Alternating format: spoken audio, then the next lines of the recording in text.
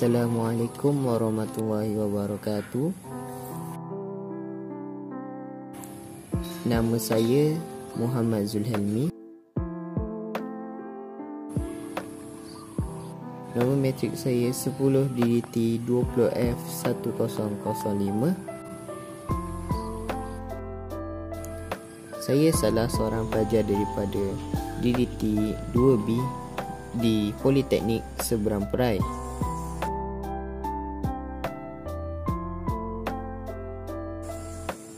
Saya menetap di Port Dickson Negeri Sembilan.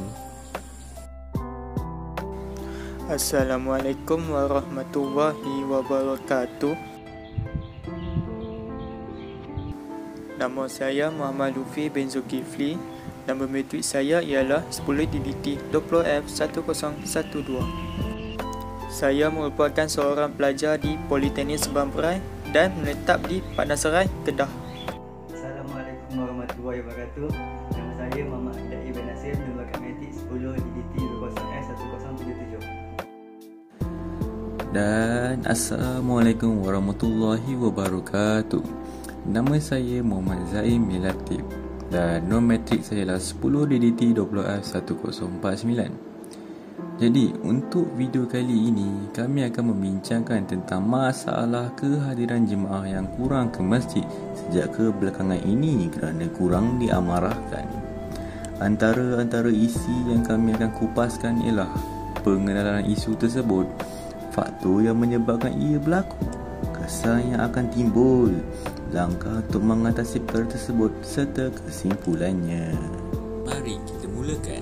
Seperti kita tahu, terjaringnya suasana sunyi dan lenggang yang berlaku di kebanyakan masjid masa kini berbanding tahun sebelum-sebelumnya, yang di mana selalu penuh dengan orang ramai untuk melakukan solat berjemaah bersama-sama imam. Contohnya, orang ramai terkejar-kejar untuk melakukan solat berjemaah bersama imam pada waktu-waktu yang wajib kita lakukan, iaitu pada waktu subuh, zuhur, asar, maghrib dan isyak. Tidak juga dilupakan kepada budak-budak yang hadir untuk melakukan solat tersebut, dan mungkin ada sekian yang melakukan hal-hal mereka di luar masjid kerana terpaksa ikut bapa mereka untuk ke masjid, tetapi at least mereka hadir untuk melakukan solat jemaah bersama-sama kita. Masjid juga selalu dipenuhi oleh orang ramai atas sebab-sebab yang tertentu. Apakah sebab-sebab tersebut? Contohnya ialah berlangsungnya ceramah selepas solat maghrib, iaitu semua pakcik-pakcik, makcik-makcik, orang dewasa dan budak-budak akan duduk dalam dewan dan mendengarkan ceramah yang diberikan oleh ustaz. Selain itu, jamuan masjid, iaitu akan berlaku pada hari tertentu, contohnya Hari Raya Aidilfitri ataupun Hari Raya Air Haji ataupun hari-hari tertentu, di mana semua orang akan datang untuk memudahkan lagi suasana tersebut. Seterusnya, aktiviti gotong royong, di mana satu kampung ataupun jemaah masjid akan turun untuk membersihkan masjid, iaitu rumah orang yang paling mulia, agar masjid tersebut dapat digunakan oleh orang ramai dan bersih. Yang paling penting bersih. Di samping itu, upacara nikah, di mana orang ramai akan turun dari belah keluarga lelaki dan belah keluarga perempuan serta orang lain yang mereka kenal untuk melihat dua pasangan yang cocok akan nikah pada hari tersebut. Jadi, apakah kunci yang berlaku menyebabkan masih berkurangnya orang datang ke masjid? Apakah ada faktor-faktor tertentu yang berlaku? Maka untuk ini saya akan berikan laluan kepada Lutfi untuk menjelaskan faktor-faktor yang menyebabkan masih kurang orang datang ke masjid. Terima kasih kepada rakan saya Muhammad Zaim kerana sudi memberikan saya peluang untuk cakap pada hari ini. Pada hari ini saya akan membincangkan tentang masjid pada masa kini kurang diimbangi. Bagi persoalannya, apakah faktor-faktor ini? Mari kita saksikan. Faktor yang pertama ialah fungsi masjid yang terhad. Kebanyakan masjid pada ketika ini terhad dan juga terbatas kepada aktiviti rutin seperti solat berjemaah, kuliah, usaha pernikahan dan sebagainya. Tidak banyak masjid yang mampu untuk menjalankan aktiviti yang melibatkan komuniti yang lebih luas seperti program bersama persatuan penduduk biada dan kesukanan, ataupun sambutan program tertentu yang melibatkan orang Islam dan juga orang bukan-Islam. Keterbatasan ini dapat dikaitkan dengan beberapa kekangan seperti pemikiran ahli jawatan kuasa masjid ataupun AJK yang tidak terbuka ataupun segelintir masyarakat yang menganggap program ataupun aktiviti seperti klinik keusahawanan dan kempen kesihatan, fungsi kaunseling dan sebagainya tidak boleh diadakan di masjid. Faktor yang kedua ialah pengurusan pentadbiran masjid yang tidak cekap. Aspek pengurusan pentadbiran masjid yang tidak cekap ini merangkumi 4 aspek, iaitu kelemahan mengurus konflik organisasi, pengurusan masjid yang tidak mengambil berat tentang pengimarahan masjid berbanding dengan pengurusan fizikal. Yang ketiga, campur tangan politik, dan juga yang terakhir, kelemahan pengurusan aktiviti di masjid. Hal ini demikian kerana ada ahli jawatan kuasa yang dilantik terdiri daripada kalangan mereka yang kurang pendidikan, kurang pengalaman dan juga kurang bersesuai dengan jemaah masjid. Di samping itu, konflik dalam sesama ahli jawatan kuasa juga di salah satu faktor kepada pengurusan yang tidak cekap ini. Ia akan menjadi lebih parah sekiranya ada di kalangan mereka yang dilantik membawa haluan sendiri apabila keputusan dalam mesyuarat tidak diselengi ataupun dipersetujui oleh mereka. Faktor yang ketiga ialah peribadi imam dan pegawai masjid yang tidak menyenangkan hati para jemaah di masjid. Terdapat segelintir pegawai masjid yang tidak mesra dengan jemaah, seperti mereka sering menegur dengan cara yang kasar, menengking dan memarahi kanak-kanak meskipun kesalahan yang mereka lakukan itu ialah merupakan kesalahan yang kecil. Mereka juga bersikap negatif dengan pandangan yang sinis terhadap golongan muda. Akhlak seperti ini akan menjauhkan masyarakat dengan masjid. Seterusnya, ada juga di kalangan mereka yang tidak turut serta menyertai kelas-kelas pengajian di masjid. Malah, terdapat juga dalam kalangan mereka yang tidak pernah ada ke masjid kecuali ketika menganjurkan program yang melibatkan individu kenamaan seperti VVIP. Masyarakat akan tertarik untuk datang ke masjid sekiranya mereka nampak ahli jawatan kuasa masjid menunjukkan kepribadian yang sabar, ikhlas dan juga istiqamah. Sekian saja itu daripada saya. Wabillahi taufiq wal hidayah. Wassalamualaikum warahmatullahi wabarakatuh. Semoga kita akan berjumpa sekali lagi. Sekian, terima kasih. Berdasarkan faktor yang diberikan oleh Lutfi tadi, apakah kesan yang akan berlaku terhadap faktor-faktor tersebut?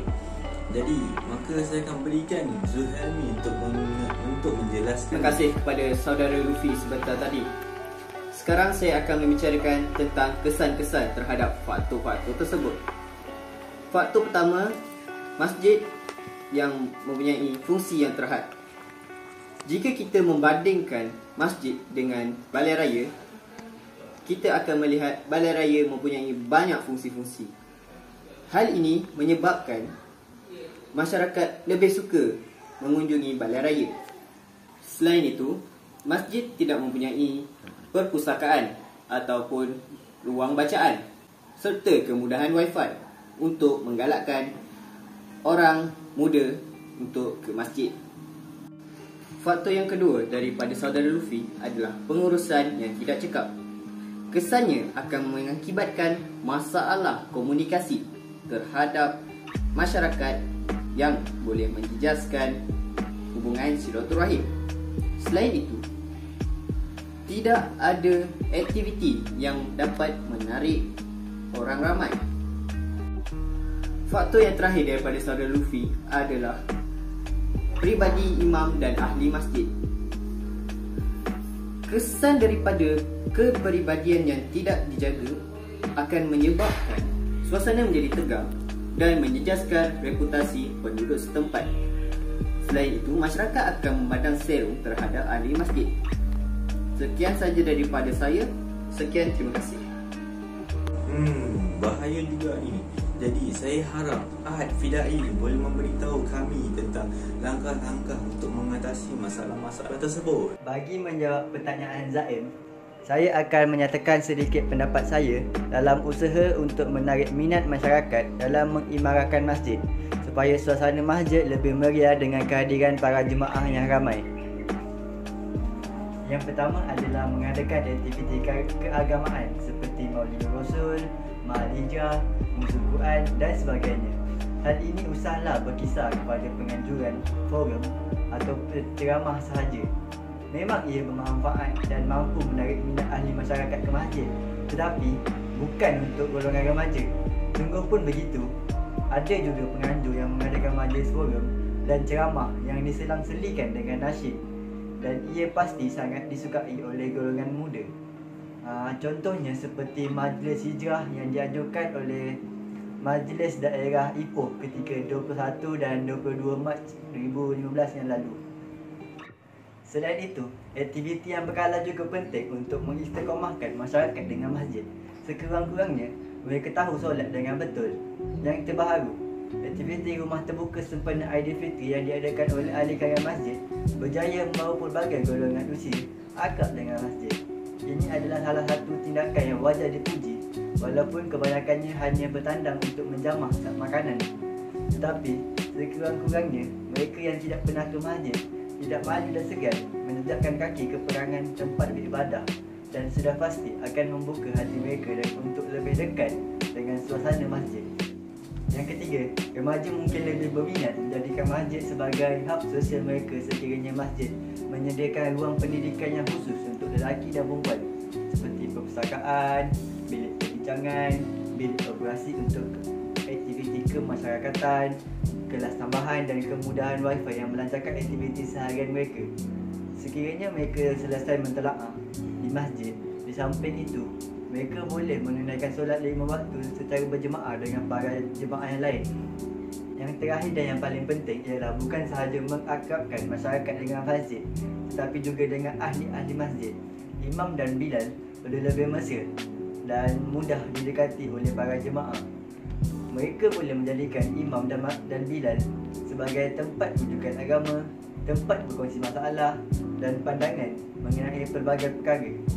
Kesimpulannya, berdasarkan apa yang kita sudah dengari tadi, cadangan yang kami boleh buat ialah kita mestilah berusaha untuk memperbaiki perkara yang kurang yang berlaku di masjid agar dapat menaikkan semula keadaan jemaah masjid seperti sedia kala. Harapan kami pada masa akan datang ialah masjid sentiasa dipenuhi oleh orang ramai dan dipenuhi pada waktu tertentu juga. Contohnya subuh, zuhur, asar, maghrib dan isyak, supaya imej Islam tidak terjejas. Jadi itu sahaja daripada kami. Sekian, terima kasih.